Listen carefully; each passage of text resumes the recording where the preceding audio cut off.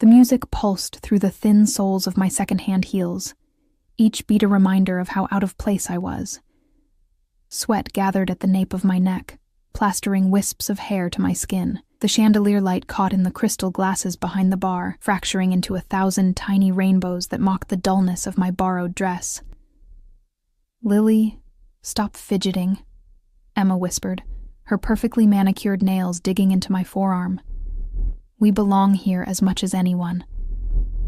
I wanted to believe her. Emma had always been the brave one, dragging me out of our shared apartment in the forgotten corner of the city to this glittering palace where the elite of Boston came to play.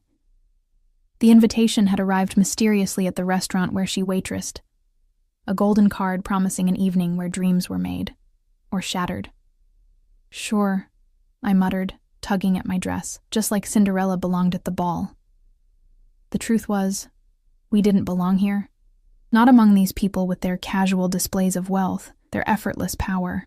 I was a 24-year-old nursing student drowning in student loans, working double shifts at the hospital cafeteria just to make rent. Emma was the same. Beautiful, ambitious, but just as broke.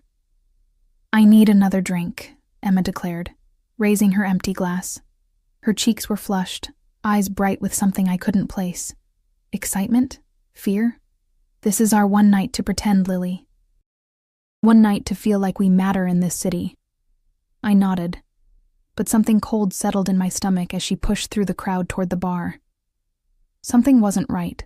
Emma had been acting strange all week, checking her phone constantly, disappearing for hours without explanation, returning with a gleam in her eyes that spoke of secrets. The crowd shifted, and that's when I first saw him. He sat in the corner booth, partially concealed by shadows despite the bright lights overhead, as if darkness itself bent to his will. My eyes registered details in fragments. The precise cut of his black suit, the heavy watch glinting on his wrist, the way his fingers, adorned with a single gold signet ring, tapped rhythmically against the polished table. 3 men flanked him, their stances rigid and vigilant despite their expensive suits. Guards, not guests. But it was his face that caught and held my attention. Sharp cheekbones, a strong jaw darkened with precisely maintained stubble, and lips curved into a smile that never reached his eyes. Those eyes, dark as midnight, observant, missing nothing. When they swept across the room, people instinctively stepped back, conversation faltering before nervously resuming. I should have looked away. Every instinct screamed danger. Instead, I watched as a young man approached his table, shoulders hunched in deference. Words were exchanged, too distant to hear. The seated man's expression never changed, but something in his posture shifted. The messenger blanched, stumbling over apologies I couldn't hear.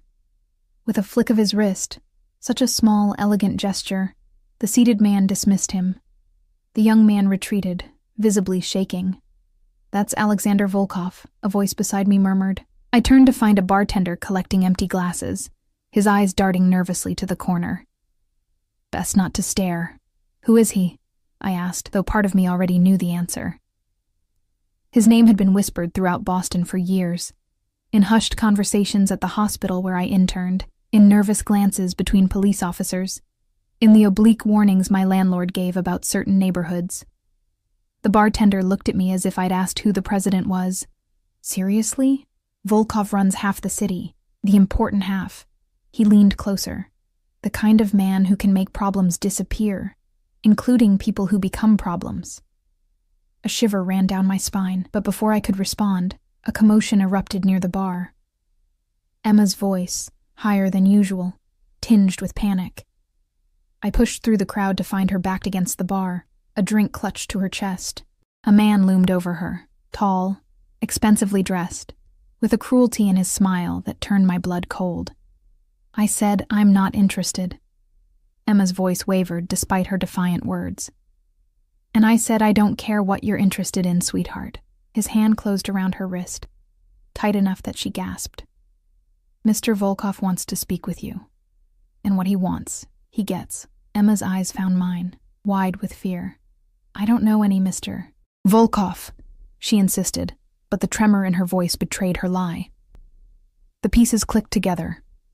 Her secretive behavior, the mysterious invitation, the fear hiding behind her excitement. Whatever game Emma had been playing, she was now in over her head. I moved without thinking, sliding between them. "She said she's not interested," I said, my voice steadier than I felt. "So back off." The man's eyebrows rose, amusement replacing annoyance. "And who might you be?" "Nobody," I answered truthfully. "But she's with me, and we're leaving." His laugh was cold. "Nobody leaves until Mr. Volkov says so." He reached around me for Emma, who shrank back. Something hot and reckless flared inside me, the same feeling I'd had watching my mother cower before my father's rages. The same helplessness twisted into determination. Before I could think, I'd grabbed Emma's full glass and thrown its contents directly into the man's face. Silence fell like a guillotine. Vodka dripped down his stunned features, soaking into his undoubtedly costly suit. Behind me, Emma made a small, frightened sound. Around us, partygoers stepped back, creating a circle of empty space as if I'd suddenly become radioactive. The man wiped his face slowly, expression darkening from shock to rage. "You stupid bitch," he snarled, hand rising. "Mikhail." The single word cut through the silence, soft, yet carrying the weight of absolute command. The crowd parted, and Alexander Volkov stood there, flanked by his men. Up close he was even more imposing, tall, broad-shouldered, radiating controlled power. His gaze passed over Emma dismissively before settling on me, and I felt pinned in place like a butterfly to a collection board. "What seems to be the problem?" His voice was unexpectedly pleasant, touched with the faintest accent I couldn't place. "This." Mikhail gestured at me, fury evident in every line of his body. "This nobody just assaulted me when I was delivering your invitation." Volkov's eyes, deep brown, almost black, studied me with unnerving intensity. I should have been terrified. I was terrified, but something else burned alongside the fear. Indignation, defiance. The lifetime of fighting to be seen as more than just poor, more than just struggling. "Is that what happened?" Volkov asked me directly, ignoring Mikhail's sputtering. Words failed me for a moment. Up close, the air around him seemed charged, as if he carried his own atmosphere. The scent of expensive cologne mingled with something darker, whiskey perhaps, and a hint of smoke. He was hurting my friend, I finally managed, and didn't seem to understand the meaning of no. A flash of something, surprise, amusement, crossed his face so quickly I almost missed it. Behind him, one of his guards shifted uncomfortably. "Mikhail has always struggled with that particular word," Volkov said, his tone conversational despite the steel beneath. "A failing I've warned him about repeatedly." Mikhail paled. "Sir, I was only—" Volkov raised a hand, and Mikhail fell silent instantly. "Leave us." It wasn't clear who he meant until his guards stepped back, Mikhail with them. Only one remained, standing at a discreet distance. The crowd around us gradually dispersed, conversation resuming in nervous bursts, though I felt dozens of curious eyes still watching. Volkov's attention returned to me, and a small, unexpected smile curved his lips. "You threw a drink in my lieutenant's face." It wasn't a question, but I nodded anyway. "For your friend." His gaze flicked briefly to Emma, who was pressed against the bar as if hoping to disappear into it. Loyalty is rare these days. "It shouldn't be," I replied, heart hammering so loudly I was sure he could hear it. He tilted his head slightly, studying me as one might a curious specimen. "What's your name?" Every warning bell in my mind screamed not to answer, but my mouth moved of its own accord. Lily Chen." "Lily," he repeated, as if tasting the word. "Appropriate." I frowned, confused. "Lilies," he explained, "are flowers of death and rebirth. They appear delicate, but are remarkably resilient." His smile widened fractionally, showing the edge of perfect teeth. "I like fearless women, Lily Chen. They're so rare in my world." The compliment, if it was one, settled uncomfortably on my shoulders. I was not fearless.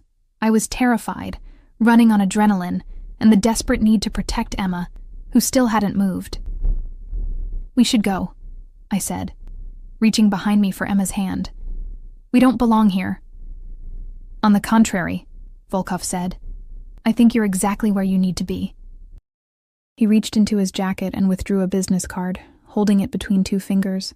I find myself in need of someone with your particular courage. I didn't take the card. I'm not interested. His eyebrows rose slightly. You haven't heard what I'm offering. It doesn't matter, I said, surprising myself with my certainty. Whatever it is, the answer is no. For a moment, tension crackled between us.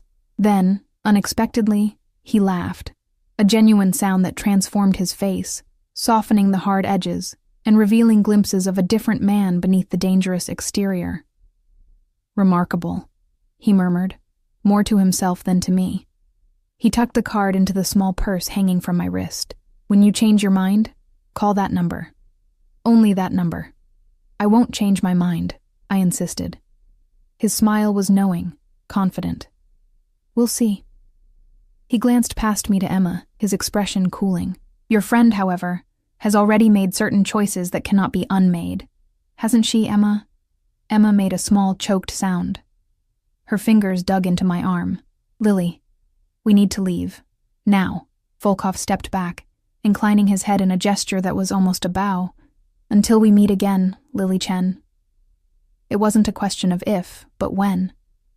The certainty in his voice raised goosebumps along my arms. I pulled Emma away, weaving through the crowd toward the exit. We didn't speak until we were outside, the cool night air a shock against my heated skin. Emma was shaking, fumbling with her phone. What the hell was that? I demanded, grabbing her arm. How does Alexander Volkov know your name? What choices was he talking about? Tears spilled down her cheeks, ruining her careful makeup. I've done something stupid, Lily. So stupid. What did you do? My voice rose despite my efforts to keep calm. Emma, that man is dangerous. Everyone knows who Volkov is, what he is. I needed money, she whispered, the words tumbling out between sobs. For my mom's treatment. You know the insurance wouldn't cover it all. And when Dad left, she swallowed hard. This guy at the restaurant said he knew people who could help. Easy money, he said. Just deliver some packages. I didn't know it was Volkov's operation. Not at first. Ice spread through my veins. Drug running? Are you insane? It was just supposed to be a few times, she pleaded. But then, I saw things I shouldn't have. Names, faces, and when I tried to stop, she shuddered. The invitation tonight wasn't random. It was a message. They know where I live, where I work, where you live. My stomach dropped. So you brought me into this? I needed backup, she said miserably. I didn't think you'd throw a drink at Mikhail Petrov. He's Volkov's enforcer, Lily. He kills people. I felt dizzy, the world tilting beneath my feet. We need to go to the police, Emma laughed bitterly. Half the force is on his payroll, the other half is too scared to touch him. Her phone buzzed, and she looked at it, face draining of color. Oh God. What now? She showed me the screen. An unknown number had sent a single message. The debt remains. 1 week. What debt? I asked, though I already knew the answer. The last package. I didn't deliver it. I took it and ran. Her voice dropped to a whisper. $200,000 worth. For my mom's treatment. The ground seemed to drop away beneath me. Emma had stolen from the most dangerous man in Boston, and now, by association, so had I. We have to leave town, I said, mind racing through impossible scenarios. Tonight. Emma nodded, wiping her tears. I have the money hidden. We can... A sleek black car pulled up beside us, engine purring quietly. The window rolled down, revealing the impassive face of the guard who had remained with Volkov. Miss Chen, he said, his voice surprisingly gentle. Mr. Volkov requests your presence.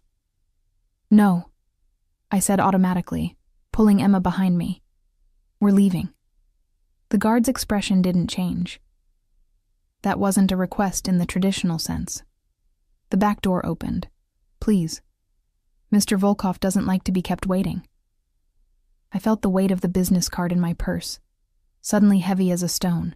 "Just me," I said, decision crystallizing. "Emma stays here." "Lily, no," Emma began. "Just me," I repeated, staring at the guard. "Or neither of us." He considered for a moment, then nodded once. "Acceptable. For now." I turned to Emma, whose face was a mask of terror and guilt. "Go home. Lock the door. Don't answer for anyone." I pressed my keys into her palm. "I'll handle this." "He'll kill you," she whispered. I thought of Volkov's smile when he'd said he liked fearless women. "No," I said with more confidence than I felt. "I don't think he will."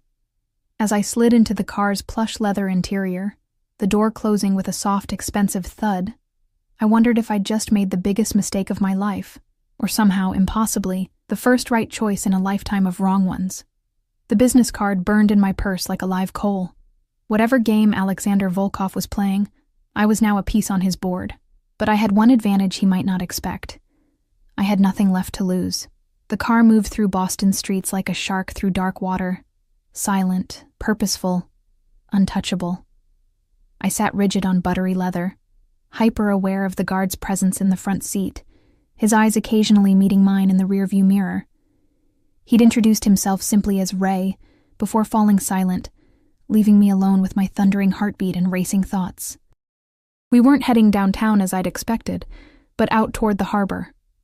Lights glittered on the water as we curved along the coastline, eventually turning onto a private road that wound up a small hill. Security gates parted silently before us, cameras tracking our progress. The house, if you could call it that, loomed ahead, a modernist structure of glass, steel, and warm wood perched on the edge of the water. Lights glowed from within, turning the vast windows into gleaming rectangles of gold against the night sky.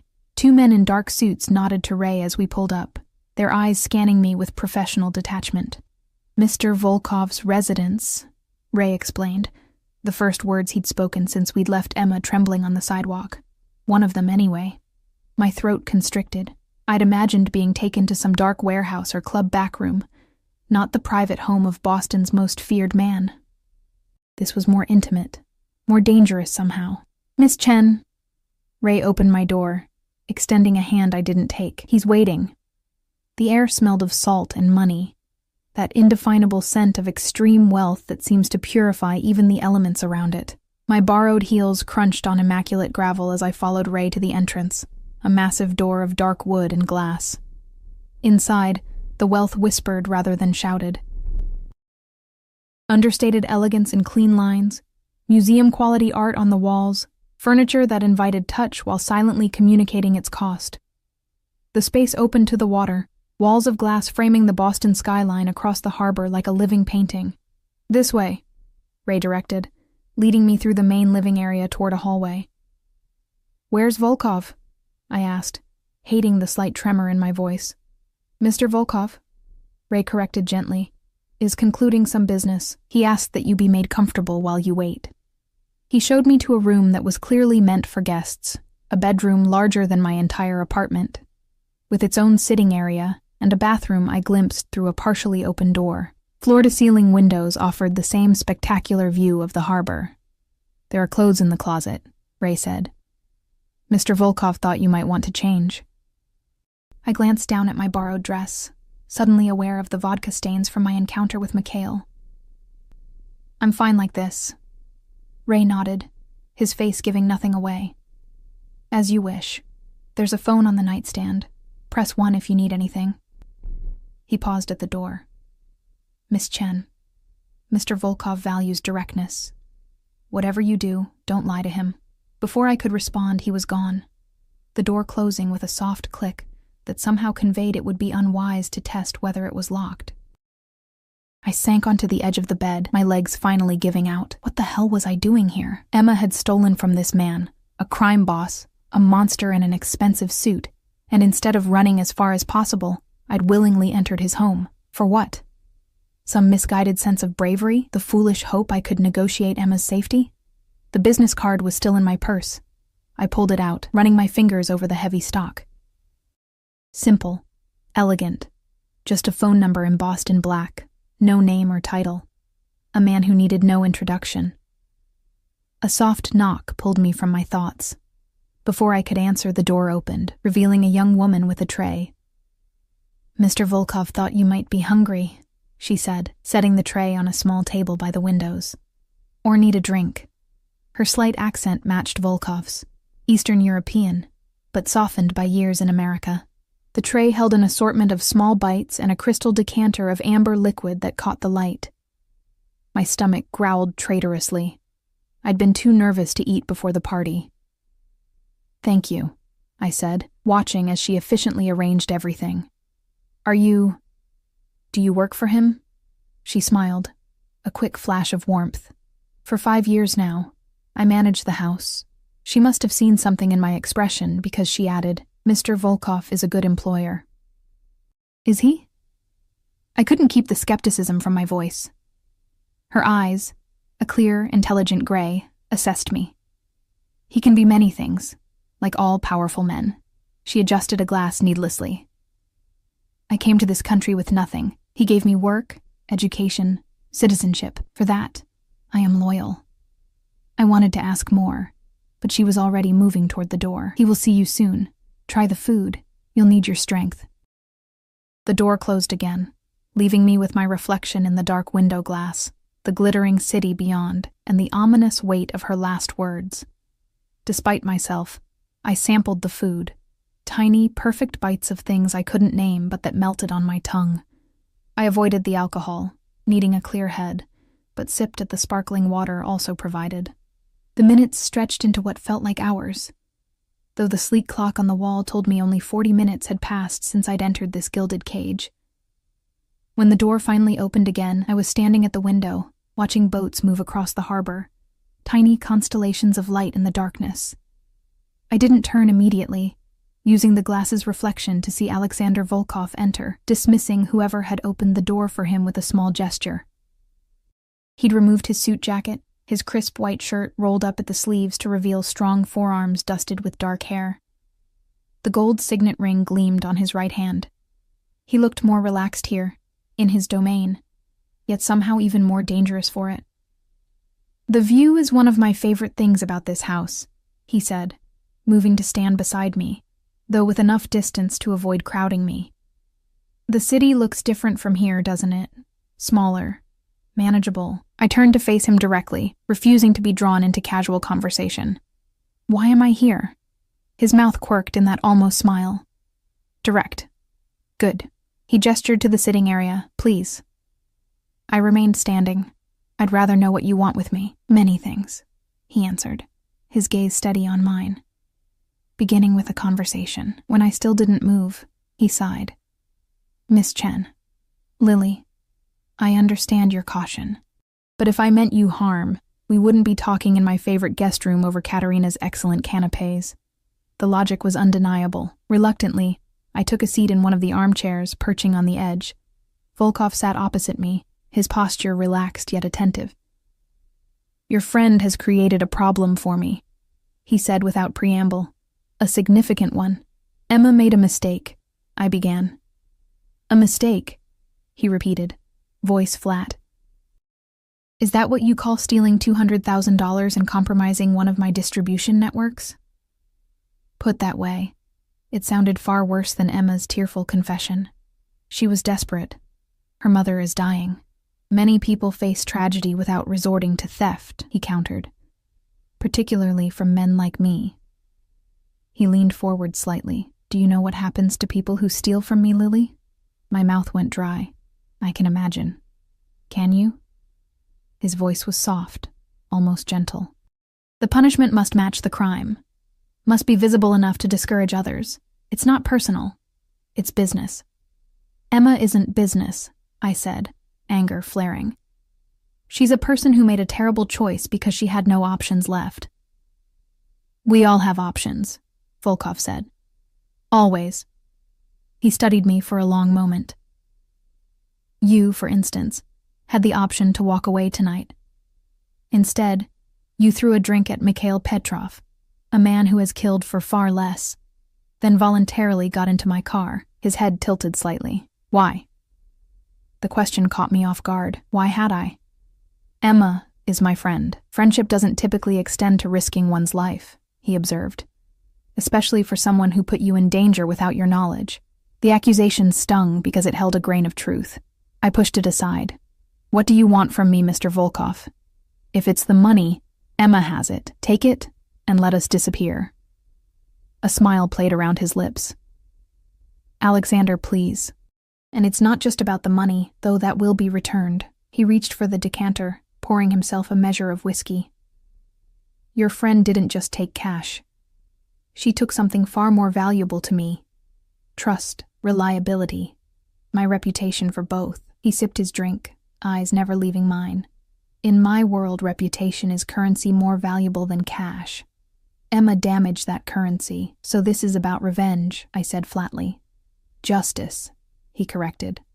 There's a difference. Not to the person being punished. That earned me a genuine smile, transforming his face again with that glimpse of a different man. One who might, in another life, have been merely charming instead of lethal. You're not what I expected, Lily Chen, he said, setting down his glass. Tell me about yourself. I blinked at the sudden change in direction. What? Your life. Your story. He gestured expansively. What brings a woman like you, intelligent, principled, fiercely loyal, to be living in that run-down apartment building on Dorchester Avenue? To be friends with someone who would risk your safety so carelessly? My shock must have shown on my face because he added, Yes, I know where you live, where you work, that you're studying nursing while supporting yourself on cafeteria wages. That your mother died when you were 14, and your father is currently serving his third stint in Walpole for assault. Ice spread through my veins. You've investigated me, thoroughly. He agreed without apology. I make it a point to know everything about people who interest me. I don't want to interest you, I said, the words coming out more desperate than defiant. Yet you do. His eyes, so dark they were almost black in this light, held mine. You stood up to Mikhail when men twice your size wouldn't. You offered yourself in your friend's place without hesitation. You look at me without flinching when seasoned criminals can't meet my eyes. He leaned forward. Do you know how rare that is? How valuable? There was something in his voice, a hunger, a fascination, that frightened me more than any threat could have. This wasn't just about Emma or money. Something about me had caught the attention of a predator, and I had no idea how to escape his focus. What do you want? I asked again, my voice barely above a whisper. Alexander sat back, seeming to come to a decision. I want to offer you a job. Of all the things I'd expected, that wasn't on the list. A job? I have business interests beyond what you're imagining, he said. Legitimate ones. One is a private medical facility that serves my employees and associates. It needs someone with your particular qualities. You want me to work at your hospital? I couldn't keep the disbelief from my voice. Why? Because you're qualified. Because you need money. Don't look surprised. Student loans are crippling. I know exactly how much you owe, and because it solves our immediate problem elegantly. Which is? Your friend's debt, he said simply. Work for me for 1 year, and I'll consider Emma's transgression paid in full. She returns the money, of course, but there will be no further consequences. The offer hung in the air between us. A deal with the devil, wrapped in reasonable terms, and delivered in that cultured voice. And if I refuse? His expression didn't change, but something in his eyes hardened. Then the traditional resolution applies. To her, not to you, he added, as if that should comfort me. Why me? I pressed. You must have dozens of nurses on your payroll. Hundreds, he agreed. But none with your particular combination of skills, intelligence, and... He paused, searching for the right word. Moral courage. There's nothing moral about working for a criminal, I shot back. His laugh was unexpected, rich, genuine, yet with an edge that reminded me of exactly who and what he was.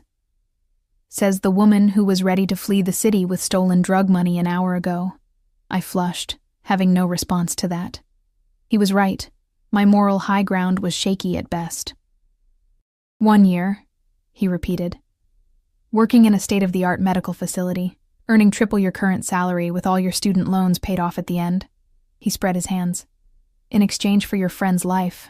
Seems like a bargain to me. The weight of the choice pressed down on me. I thought of Emma, terrified and waiting for my return. I thought of what men like Volkov did to thieves. I thought of my student loans, the constant grinding poverty, the exhaustion of working and studying with no end in sight. If I say yes, I said slowly, I want guarantees, written contracts, Emma's safety assured in writing. His eyes gleamed with something like approval. Of course, I'm a businessman, Lily. Everything will be properly documented, and I'm not doing anything illegal, I added firmly. No treating gunshot wounds off the books, no providing drugs, nothing that would compromise my license or ethics. The facility is fully licensed and accredited, he assured me. You would be doing exactly what you're training to do, providing care to those who need it. I took a deep breath. I need to think about it. Naturally. He stood, buttoning his shirt cuff where it had come undone. You have until tomorrow morning, 10 a.m. He reached into his pocket and withdrew a small, slim phone. Use this to call the number on my card when you've decided. It's secure. I took it automatically, our fingers brushing briefly. His were surprisingly warm. In the meantime, you're welcome to stay here, he continued. Katerina can bring you anything you need. I need to talk to Emma, I said. She needs to know she's safe, for now at least. He considered this, then nodded once.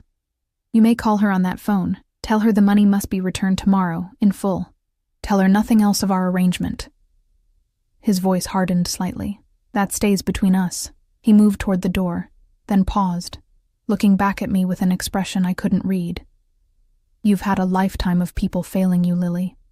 Your father, your friends, the system itself. I understand that better than you might think.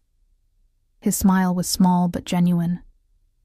I never fail those who are loyal to me. Remember that when making your decision. The door closed behind him with a soft click, and I was alone again in the luxurious prison. I stared at the phone in my hand. Small, sleek, undoubtedly untraceable. A burner, the kind used for a single purpose, then discarded. Just like he intended to use me. My hands trembled as I dialed Emma's number. She answered on the first ring. Lily? Oh my God, are you okay? Where are you? I'm fine, I said, moving to the window where the city lights blurred through unshed tears. I'm at Volkov's house. His house? Her voice rose in panic. What does he want? Did he hurt you? No, I said, pressing my forehead against the cool glass. He wants the money back, Emma. All of it by tomorrow morning. Silence, then a shaky exhale. And then what? I closed my eyes, Volkov's offer replaying in my mind. Tell her nothing else of our arrangement, and then we'll see. But you need to have it ready. Lily? What aren't you telling me? I'd never been able to lie to Emma, not successfully anyway. We'd been roommates for 3 years, friends for 5 since meeting in community college. She knew all my tells. He made me an offer, I said carefully, to work for him, at his medical facility. What? No, her voice cracked. This is all my fault. I never should have. Stop, I cut her off. What's done is done. We deal with what's in front of us now. I sounded like my mother in her rare moments of clarity before cancer took her. Practical, determined, resigned to the hand life had dealt. You can't work for him, Emma insisted. He's a monster, Lily. The things I've heard. She trailed off. Right now, he's the monster holding all the cards, I replied. Have the money ready. I'll call you in the morning with instructions. I paused. And, Emma, don't do anything stupid, please. After we hung up, I sank onto the bed, exhaustion hitting me like a physical blow. The digital clock on the nightstand read 1:37 a.m., less than 9 hours to decide my future, and Emma's. Despite my determination to stay awake, to plan, to find some third option beyond accepting Volkov's offer or condemning Emma, sleep ambushed me. I dreamed of lilies floating on dark water, of my father's hands, capable of both tenderness and terrible violence, and of Alexander Volkov's eyes watching me from the shadows. I woke to sunlight streaming through the windows I'd forgotten to cover, and the disorienting sensation of unfamiliar luxury. For a moment, I couldn't remember where I was or how I'd gotten there. Then reality crashed back. The party, Emma's confession, Volkov's offer. A soft knock preceded Katerina's entrance. She carried a tray with coffee and what smelled like freshly baked pastries. "Good morning," she said, setting the tray down and moving to the closet. "Mr. Volkov thought you might want fresh clothes. There are several options that should fit." She gestured to a door I hadn't noticed last night. "The bathroom has everything you need. Mr. Volkov will see you at 9:30. I glanced at the clock. 8:15. "I slept in these clothes," I said, suddenly self-conscious in my rumpled dress. "I must look human," she finished for me, a small smile softening her professional demeanor. "It's refreshing in this house." She poured coffee into a delicate cup and handed it to me. "Drink, eat, shower. It helps to face difficult decisions with a clear head." After she left, I did as suggested, grateful for the scalding water that seemed to wash away not just the physical grime of yesterday, but some of the mental fog as well. The closet held an array of clothes in my size, everything from casual wear to business attire. I chose the simplest option, black pants and a blue silk blouse that probably cost more than a month's rent. Precisely at 9:30, Ray appeared to escort me downstairs. The house was quieter in daylight, sunlight streaming through the vast windows to illuminate spaces I'd only glimpsed in darkness. We passed a kitchen where staff worked efficiently, a dining room set for one, and finally reached a study overlooking the water. Alexander sat behind a desk of polished wood, reading something on a sleek laptop. Sunlight caught in his dark hair, revealing threads of silver at the temples I hadn't noticed last night. He looked up as we entered, closing the computer with a decisive click. "Lily," he said, rising. "Did you sleep well?" The normality of the question in such abnormal circumstances nearly made me laugh. "Well enough." He gestured to a chair across from his desk. "Please sit. Coffee, or something stronger?" "Coffee is fine," I said, taking the seat. This room, unlike the rest of the house with its contemporary minimalism, felt older, more personal. Leather-bound books lined shelves, a chess set stood mid-game on a side table, and what looked like family photos in silver frames occupied one corner of his desk, though they were angled away from visitors. Ray poured coffee from a carafe and silently withdrew, closing the door behind him. Alexander watched me over the rim of his own cup. "Have you decided?" he asked finally. I set down my untouched coffee.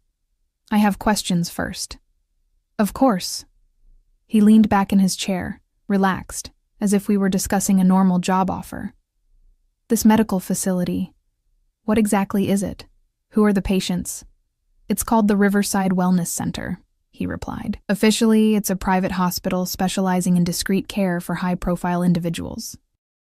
In reality, it serves 3 types of patients: my legitimate business associates who prefer privacy, my other associates who cannot seek treatment through normal channels, and residents of certain neighborhoods under my protection who can't afford proper health care." "Under your protection," I repeated. "You mean territories where you sell drugs and run prostitution?" His expression didn't change, but something cold flickered in his eyes. "I mean neighborhoods where the police don't go, where the city has forgotten its obligations, and where people would die without alternatives." He leaned forward. "I provide those alternatives."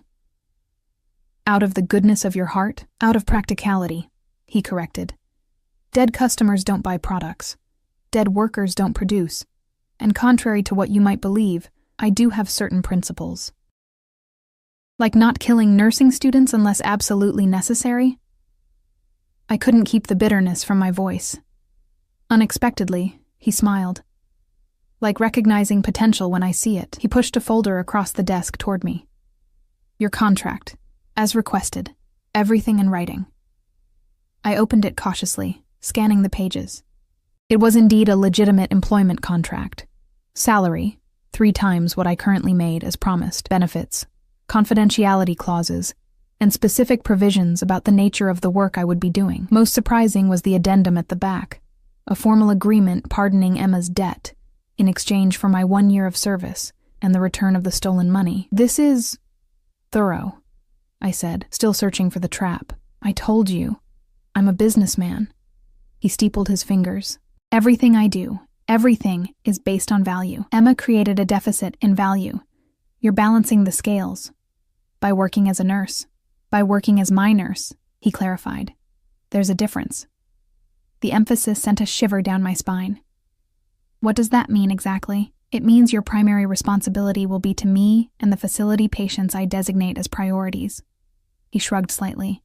Most of the time, you'll function as any other nurse. Occasionally, I'll have special requirements. What kind of requirements? Nothing illegal, he assured me, clearly reading my suspicion. Nothing that violates your professional ethics.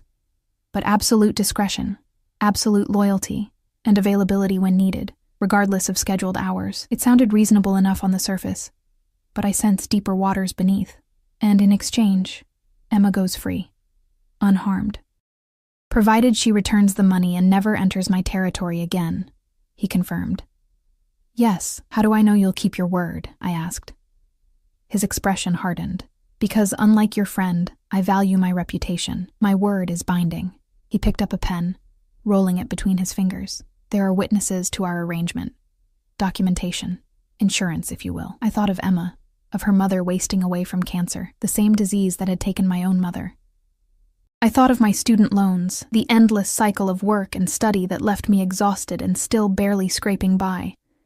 I thought of the threat implied in Volkov's controlled power, in the guards that surrounded him, in the casual way he'd investigated my entire life. If I sign this, I said slowly, I want one more condition.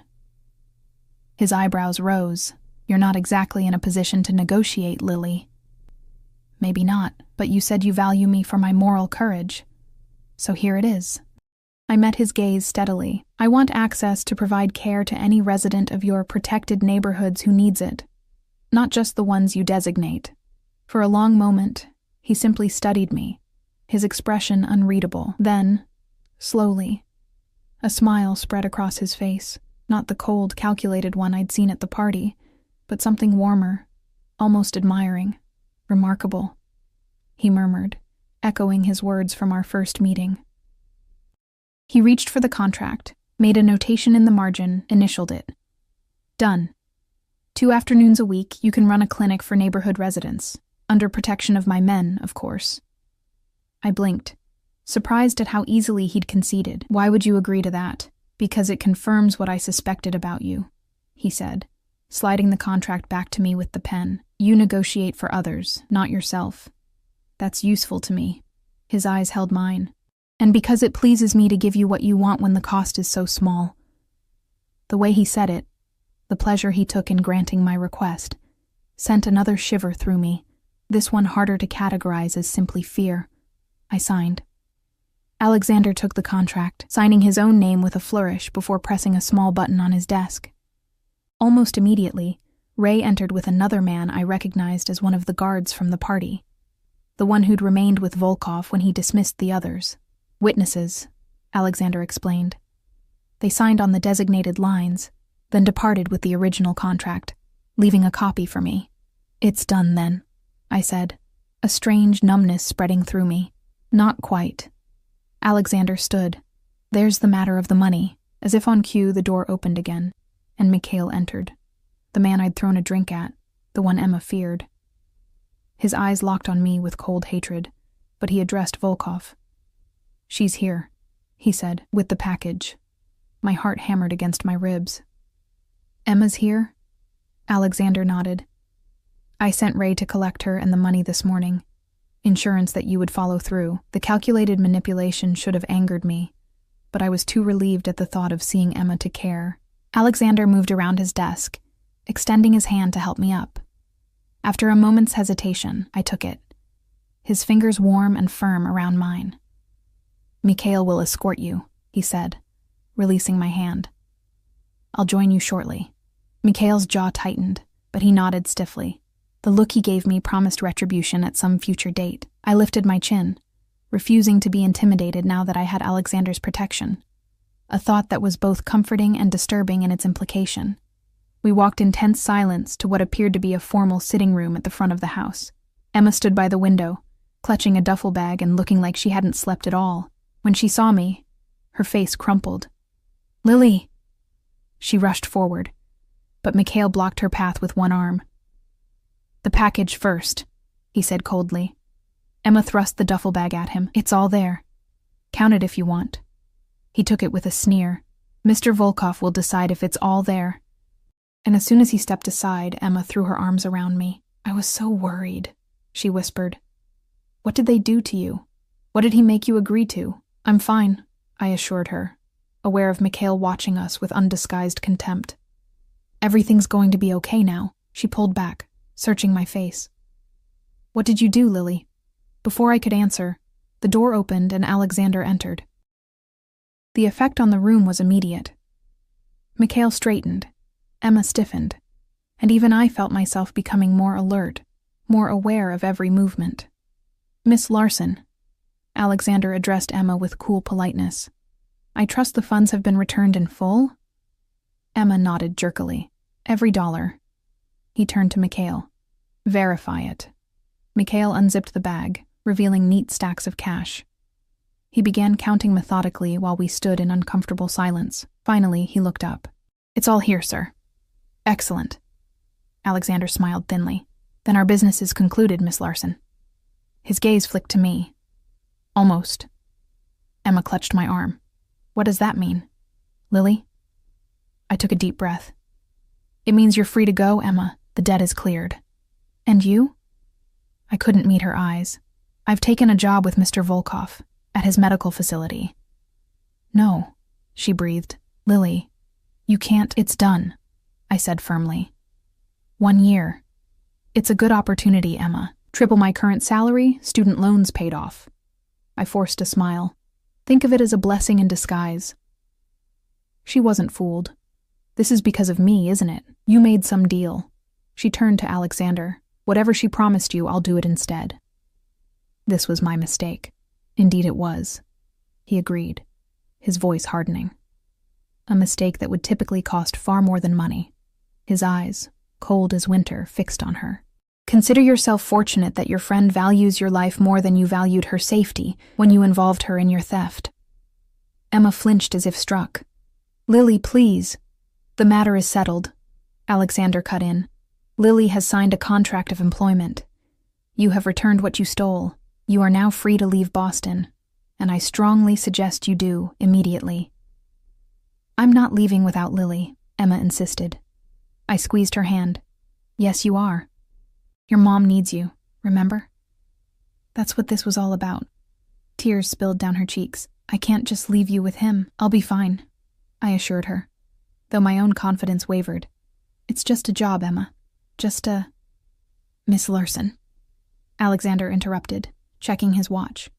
"Ray will drive you to your apartment to collect your belongings, then to the train station. You have a ticket to Chicago departing at 3. I suggest you be on it." The finality in his tone silenced further protests. Emma hugged me fiercely, whispering, "I'm so sorry," against my hair. I held her tight, wondering if I'd ever see her again, then gently pushed her toward the door where Ray waited. "Take care of your mom," I said, forcing a smile. "And yourself." She wiped her tears, shooting a venomous look at Alexander before following Ray. The door closed behind them with a sound of finality. Alexander, Mikhail, and I stood in silence for a moment. Then Alexander nodded to Mikhail, who left with the duffel bag, leaving us alone. "That went well," Alexander remarked, as if we'd just concluded a normal business meeting. I turned on him. "You had no right to banish her from Boston." "I had every right," he corrected mildly. "She stole from me, involved an innocent party, you, and compromised an important distribution network. The traditional penalty would be far more permanent than exile. The casual reminder of what could have happened chilled me. "When do I start work?" "Tomorrow," he said. 9 a.m. One of my men will collect you from your apartment." I blinked in surprise. "I'm free to go home?" That amused him. "Did you think you were a prisoner here, Lily? You've signed a contract, not entered captivity." He moved to a sideboard, pouring himself a drink. "You're free to maintain your normal life. Your apartment, your studies. I simply require your professional services and loyalty for 1 year. It seemed too simple, too clean. "And after the year?" He sipped his drink, regarding me over the rim. "After the year, you're free to go, or to negotiate a new arrangement should you wish." Something in his tone, in the way his eyes lingered on me, suggested he expected the latter. The confidence should have irritated me, but instead it sent an unexpected heat through my veins. "I should go," I said, suddenly needing air, space, distance from his overwhelming presence. "Of course." He set down his glass. "Ray will return shortly to drive you home." "I can take a cab." "You can," he agreed, "but you won't. I prefer to ensure your safe arrival." It wasn't a request. While we waited for Ray, Alexander gave me a tour of the main floor of his home. In daylight, the house was even more impressive. The art I'd glimpsed last night revealed as museum-quality pieces. The furnishings a perfect blend of comfort and sophistication. He showed me his library, filled with books in multiple languages, many first editions. The kitchen, where Katerina directed a small staff preparing lunch. The terrace overlooking the water, where a table was set for one. "Will you join me for lunch before you go?" he asked. I shook my head. "I should get back. I have studying to do." He accepted this without argument. "Another time, then." Ray returned within the hour, and I was soon settled in the back of the sleek black car, watching Alexander's house recede behind us. The normality of the city streets felt surreal after the alternate reality of Volkov's world. People going about their daily lives, unaware of the shadow power that flowed beneath the city's surface, shaping and controlling more than they knew. "Miss Chen?" Ray said as we approached my apartment building, the shabby 5-story walk-up that looked even shabbier after a night in luxury. "Mr. Volkov asked me to give you this." He handed back a slim envelope. Inside was a credit card in my name and another business card, this one with Alexander's personal number. "The card has a $5,000 limit," Ray explained, "for any immediate needs. Your first paycheck won't be until the end of the month." $5,000, more money than I'd ever had at one time. "I can't accept this." Ray's expression didn't change. "Mr. Volkov insists. Consider it a signing bonus." I slipped the cards back into the envelope. "Tell him thank you, but I'll be fine until payday." A small smile cracked Ray's professional demeanor. "I'll tell him, but he won't be pleased.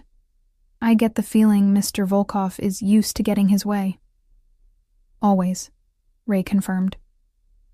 We had reached my building, and he got out to open my door. "9 tomorrow morning, Miss Chen. I'll be here to collect you." Inside my apartment, Emma's absence hit me like a physical blow. Her suitcase was gone, along with her photos and the small comforts that had made this place feel like home. On the kitchen counter was a note scrawled on the back of a receipt. "I'll never forgive myself for this. I'll find a way to fix it, I promise. Stay safe. Love you." I sank onto our threadbare couch, the events of the last 24 hours crashing over me. What had I done? Signed away a year of my life to a crime boss. Sent away my best friend. Entered a world I'd always known existed but had carefully avoided. Yet beneath the fear and uncertainty lay something else. A strange, unexpected excitement. For the first time in my life, I'd taken control of my destiny. Made a choice that wasn't just reaction to circumstances. The price was high, but the benefits were real. Financial security, professional experience, and the chance to help people who had even less than I did. And then there was Alexander himself. Dangerous, certainly. Ruthless, without question. But also complex in ways I hadn't expected. The way he looked at me, like I was a puzzle he wanted to solve, a rare book he wanted to read page by page. Both terrified and thrilled me. I showered, changed into my own worn but comfortable clothes, and tried to study. The words in my textbook blurred as my thoughts kept drifting to dark eyes and that voice. Cultured, commanding, promising both threat and protection in the same breath. Just before midnight, my phone buzzed with a text from an unknown number. "Sleep well, Lily. Tomorrow begins our partnership." Such a simple message, yet it sent a shiver down my spine. I stared at it for a long time before finally replying, "I'll be ready." When sleep finally came, I dreamed again of lilies on dark water. But this time, I was among them, floating, waiting for a hand to pluck me from the depths. Morning came too quickly. I dressed with unusual care, simple black pants, a white blouse, comfortable shoes suitable for hospital work. I braided my long hair back, applied minimal makeup, and waited by the window for Ray's car. Precisely at 9, the black sedan pulled up. As I walked downstairs to meet my new life, I felt strangely calm. I had made my choice, signed my name. Whatever came next, whatever Alexander Volkov truly wanted from me, I would face it on my feet. Ray opened the car door, and I slid inside to find Alexander himself waiting in the back seat, impeccably dressed in a charcoal suit, his dark eyes watching me with that same fascinating intensity. "Good morning, Lily," he said, his voice wrapping around my name like silk. "Ready for your first day?" "As ready as I'll ever be," I replied, settling into the leather seat beside him. Something like approval flickered in his eyes. Nervousness would be understandable, yet you don't show it. Would it make a difference if I did? His mouth curved. "No. But your composure continues to impress me." The car glided through morning traffic, taking us not toward the harbor where his home stood, but into an upscale area of the city where glass medical towers gleamed in the sunlight. We pulled into an underground parking garage beneath a sleek building with Riverside Wellness Center displayed in understated lettering above the entrance. "Your new workplace," Alexander said as Ray opened the door. "At least officially." The "at least" sent a ripple of unease through me, but I kept my expression neutral as I followed him into a private elevator that required both a keycard and fingerprint scan. We ascended in silence, the only sound the soft hum of the elevator and my own heartbeat in my ears. The doors opened onto a reception area that looked more like a luxury hotel than a medical facility. Soft lighting, tasteful art, plush seating, and a marble desk where a poised receptionist greeted Alexander with obvious deference. "Good morning, Mr. Volkov. Everything is prepared as you requested." "Thank you, Sophie. This is Lily Chen, our newest nurse. She'll need full access credentials." Sophie's eyes swept over me with professional assessment before she smiled. "Of course. Welcome to Riverside, Ms. Chen." The tour that followed revealed a facility that surpassed any hospital I'd ever worked in. State-of-the-art equipment, private rooms more luxurious than high-end hotel suites, and a staff-to-patient ratio that would make any medical professional envious. Dr. Marcus Hayes, the medical director, greeted us in his office. A distinguished man in his 50s who spoke to Alexander with the careful respect of someone who knew exactly who signed his generous paychecks. "Miss Chen comes highly recommended," Alexander told him, the lie smooth as glass. "I expect her to be fully integrated into the team, with special assignment to my personal cases as needed." Dr. Hayes nodded. "Of course, Mr. Volkov. We'll start her orientation today." "Good." Alexander turned to me. "Dr. Hayes will handle your professional orientation. After lunch, you'll meet with my head of security to review protocols specific to my sensitive patients." The day passed in a blur of introductions, paperwork, and training sessions. The facility was everything Alexander had promised: legitimate, professional, and providing genuinely excellent care. Yet beneath the polished surface, I noticed the subtle signs of its true nature: security measures far beyond normal hospital protocols, certain areas accessible only with the highest clearance, and the careful way staff avoided discussing certain patients. By late afternoon, I found myself in the office of Anton Petrov, Mikhail's older brother, as it turned out, though with none of his siblings' volatile temperament. As head of security, he outlined the special procedures for what he called priority patients. "These individuals require absolute discretion," he explained, his accent thicker than Alexander's. "No records outside our secure system. No discussions outside these walls. No questions about injuries or identities." "I understand," I said, though my stomach nodded at the implications. "Mr. Volkov said you would." Anton's expression remained impassive, but his eyes held a calculating assessment. "He has unusual confidence in you. Don't disappoint him." The warning was clear, even without elaboration. When I was finally escorted back to the main lobby at 7 that evening, I was surprised to find Alexander waiting, engaged in quiet conversation with a man whose expensive suit couldn't hide his military bearing. "Ah, Lily," Alexander said, ending his conversation with a nod to the other man. "Your first day is complete. Impressions?" "Impressive," I admitted truthfully. "The facility is exceptional. I accept nothing less," he replied. "Come. You must be hungry." Before I could protest, I was being guided back to his car. Ray holding the door open with his usual stoic expression. "I thought I'd be going home," I said as Alexander slid in beside me. "Eventually," he agreed, "but first, dinner, a celebration of our new arrangement." The restaurant was exclusive enough that it had no sign, just a discreet entrance where staff greeted Alexander by name and ushered us to a private dining room overlooking the harbor. The chef himself appeared to discuss the menu, and wine was poured without orders being placed. "You're uncomfortable," Alexander observed after the staff had departed, leaving us alone with our drinks. "This isn't necessary," I said, gesturing to our opulent surroundings. "Few things truly are," he replied. "But I enjoy quality, and I wish to know you better outside of our professional arrangement." I took a sip of wine to buy time. "Why? Because you intrigue me." He leaned forward slightly. "Do you know how rare that is, to find someone genuinely surprising in my world?" The intensity of his gaze made it difficult to breathe. "I'm really not that interesting." "On the contrary." He sat back, studying me. "Tell me about your mother." The question caught me off guard. "My mother?" "You mentioned she died of cancer when you were 14, the same disease affecting Emma's mother. I suspect that connection influenced your decision to help Emma, despite the risk to yourself. The casual display of knowledge about my life still unsettled me. She was diagnosed when I was 12, fought for 2 years before it took her." "And your father?" My jaw tightened. "What about him?" "He went to prison shortly after her death. 3rd conviction for assault, correct? Was he violent toward you and your mother as well?" I set my glass down harder than intended. "Is this an interview or an interrogation?"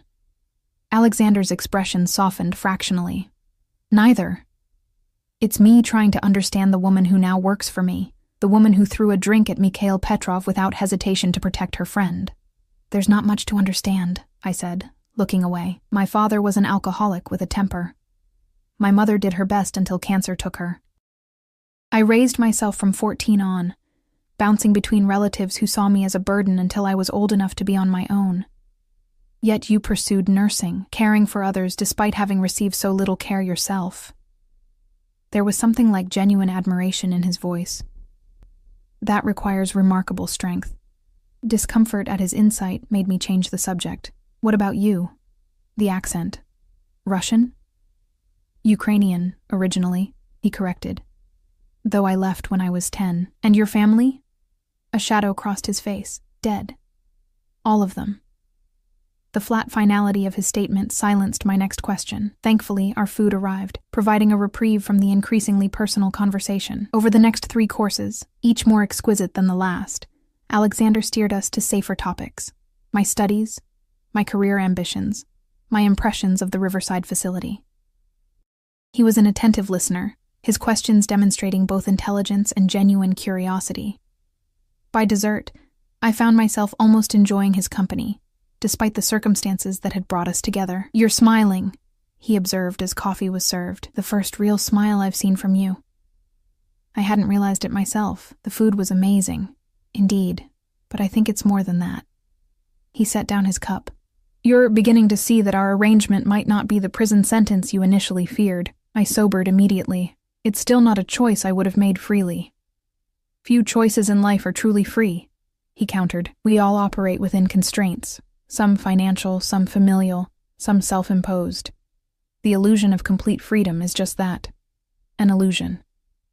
"That's a convenient philosophy for someone who coerces others into serving him," I said before I could stop myself. Instead of anger, his response was a genuine laugh. "Touché, Lily. Your honesty is refreshing." His smile faded into something more serious. "But consider this. In 1 year, your student loans will be paid, your nursing degree complete, and you'll have experience at one of the most advanced medical facilities in the country, all while helping those who would otherwise receive no care at all." He leaned forward. "Is that truly such a terrible fate?" Put that way, it did sound more like opportunity than punishment. Still, I couldn't forget how we'd arrived at this point. "And Emma? What happens when the year is up? Will she be safe to return to Boston?"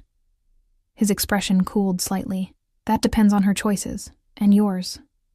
The implied threat wasn't subtle. I nodded, understanding the boundaries of our arrangement more clearly now.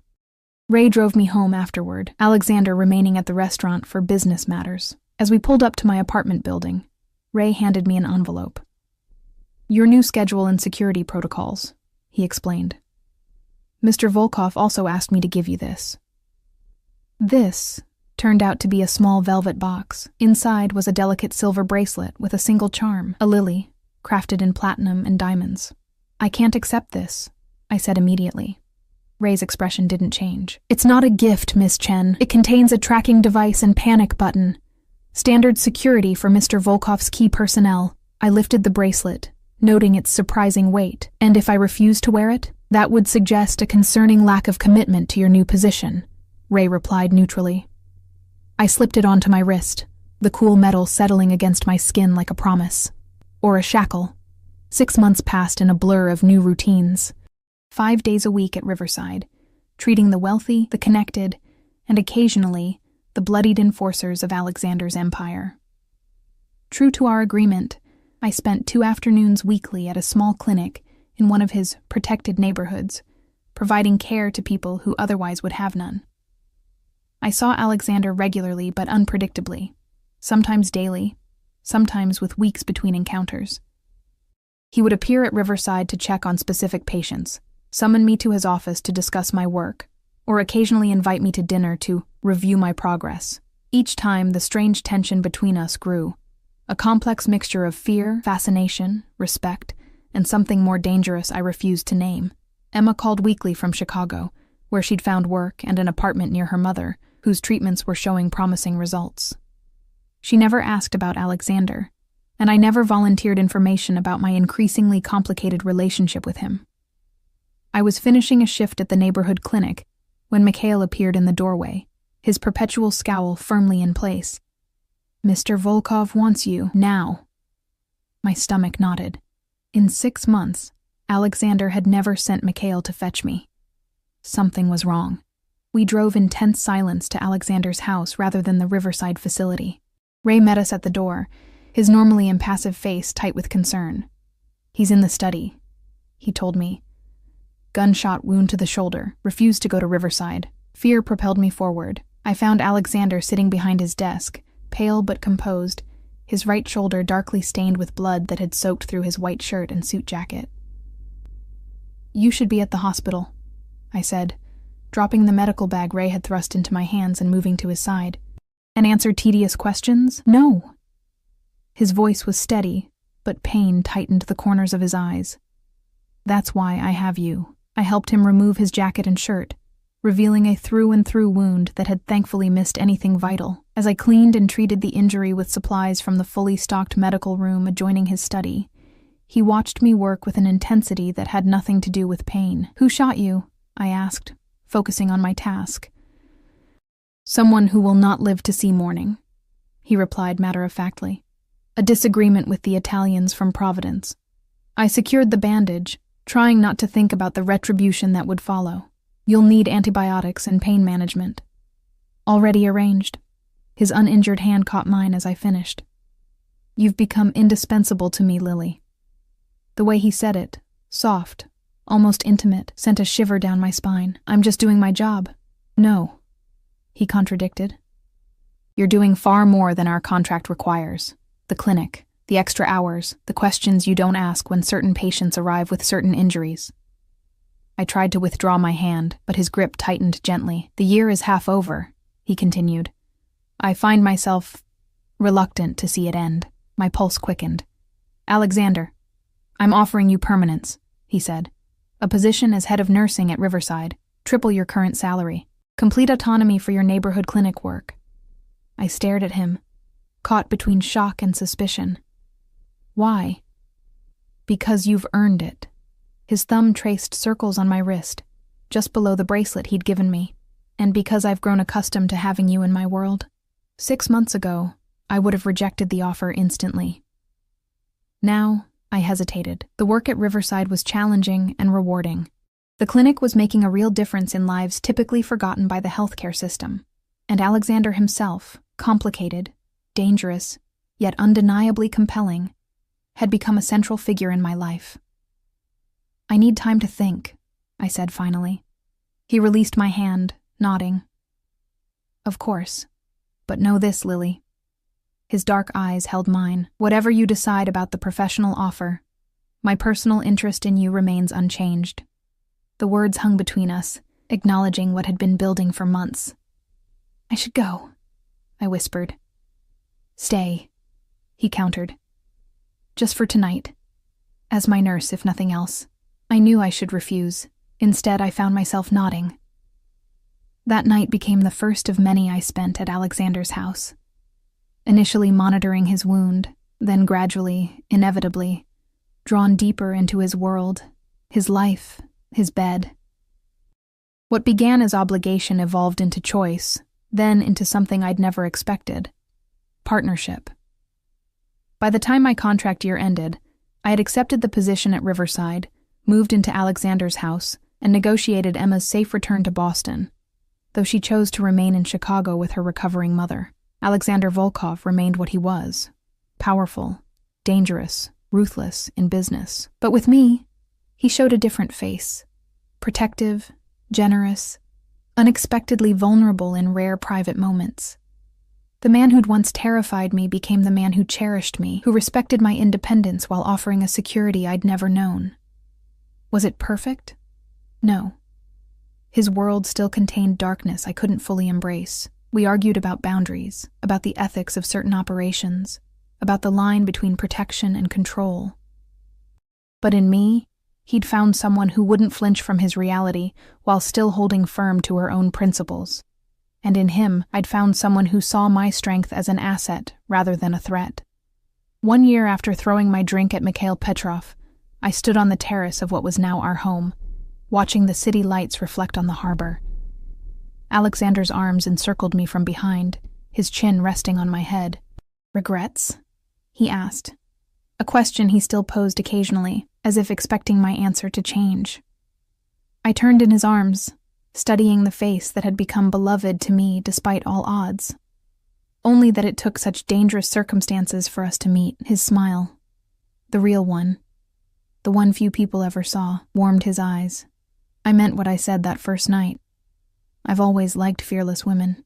He brushed a strand of hair from my face, though I never expected to love one.